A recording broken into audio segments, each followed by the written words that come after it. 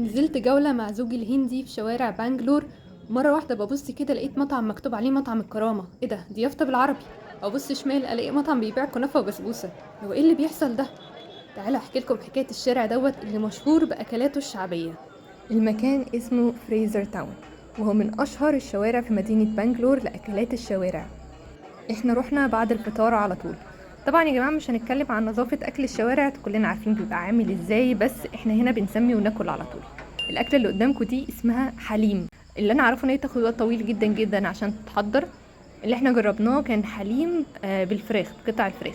هو بيبقى كله سايل كده في بعضه، بس النكهه بتاعته جميله جدا. بغض النظر كنت قرفانه شويه من شكله، بس كطعم عجبني جدا جدا. ويتحط عليه بصل مقرمش وليمونه، بيتأثر عليه عصره ليمونه.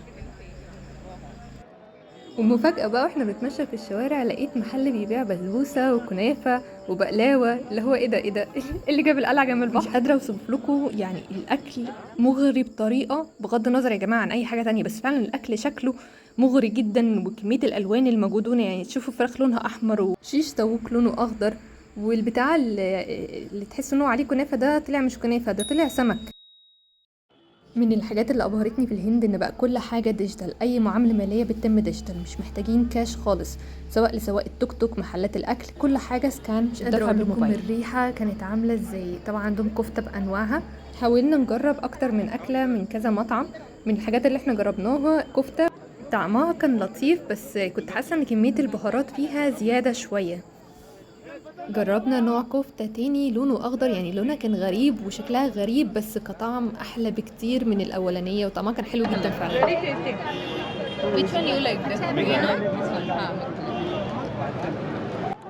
one. عارفة دلوقتي نوعية التعليقات اللي هتجيلي؟ بهز راسي زي الهنود. والله عايزة اقول لكم يا جماعة، هما مش بيهزوا راسهم، انا اللي بهز راسي. بحس ان انا هندية اكتر منهم. احنا رحنا كعيلة مع بعض، وعايزة اعرفكم على رزة تبقى بنت اخت زوجي، وحاجة كده امراية خالص.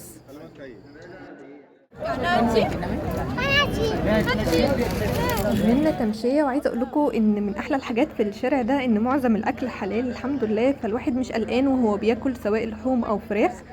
الاكله اللي بعدها جربناها هي الشاورما. طبعا الشاورما عندنا في الوطن العربي لا يعلى عليها وعارفينها بانواعها، بس كنت عايزه اجرب الشاورما اللي معموله في الهند عامله ازاي. يعني بداية كده شكل، لو لون الشاورما مختلف يعني غير الالوان اللي انا متعوده اشوف عندها مثلا في مصر. طبعا زي ما انتم شايفين برضو البيمنت اونلاين، مجرد ان انتوا تعملوا سكان للكود وخلاص. تاني حاجة شكل العيش برضو مختلف، مش ده العيش اللي احنا متعودين، ولا منه عيش سوري ولا منه عيش لبناني، هو عيش كده هم اللي خابزينه. فكنت متحمسة للتجربة اشوف الطعم هيبقى عامل ازاي. بالنسبة للشاورما خيبت ظني، ما عجبتنيش قوي. حسيتها ملهاش اي علاقة بالشاورما بتاعتنا، بس يعني اهو تتاكل. كملنا جولتنا في الشارع. عايزه اقول لكم الشارع كبير جدا جدا، وكل ما تمشوا هتلاقوا مطعم مختلف. المره دي بقى قررنا نجرب حاجه حلوه. कितनी है शाही टुकड़ा है ये भी शाही टुकड़ा है और ये कितना भाई इसका ये 100 रुपीस ये 50 रुपीस कैरेट हलवा है जामुन है चमचम दाल का मीठा है وقفنا عند الراجل الطيب ومعاه زوجته، هما اللي بيعملوا الحلويات الهنديه دي في البيت، وبيقفوا يبيعوها هنا كل يوم. الحلويات متغلفه بطريقه حلوه جدا، وحقيقي الطعم حلو جدا جدا. احنا جربنا حاجه اسمها شاهي توكلا على ما اتذكر، وكان طعمها حلو بالرغم ان انا ماليش في الحلويات، بس طعمها عجبني. هي كانت عباره عن لايرز كده. اللاير اللي تحت خالص غالبا ده كان نوع من انواع العيش الهندي، وفوقيها حاجه يعني سميكه كده، هو لونها ابيض، انا مش عارفه دي ايه الصراحه، بس كاوفر اول طعم حلو قوي. رغم اني كنت مكرره كفايه كده قوي على معدتي في يوم واحد، وربنا يستر على التلبك المعوي اللي هيحصل، بس قالوا في مطعم مشهور عليه ريفيوهات على الانستجرام كتير ونروح ونجربه، فقلت اوكي. وسبحان الله يا جماعه ما عجبنيش خالص، بالرغم انه سعره اغلى من محلات تانية. بس كطعم حسيت ان هو لا عادي، واقل من العادي كمان. فنصيحة مني، مش كل ريفيوهات الاكل تتصدق. روحوا وجربوا بنفسكم، مش دايما المطاعم المشهورة احسن مطاعم. جربوا كمان المطاعم الصغيرة اللي ممكن محدش يعرف عنها حاجة، بتقدم كواليتي احسن بكتير من اسامي كبيرة.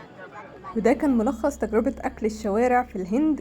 اتمنى الفيديو يكون عجبكم، ما تنسوش تشتركوا في القناة وتفعلوا رمز الجرس عشان يوصل لكم كل جديد، واستنوا فيديوهات اكتر عن الهند وكل حاجة جربناها وعملناها خلال السفرية. اشوفكم الفيديو الجاي مع هاجرز تشيك ليست.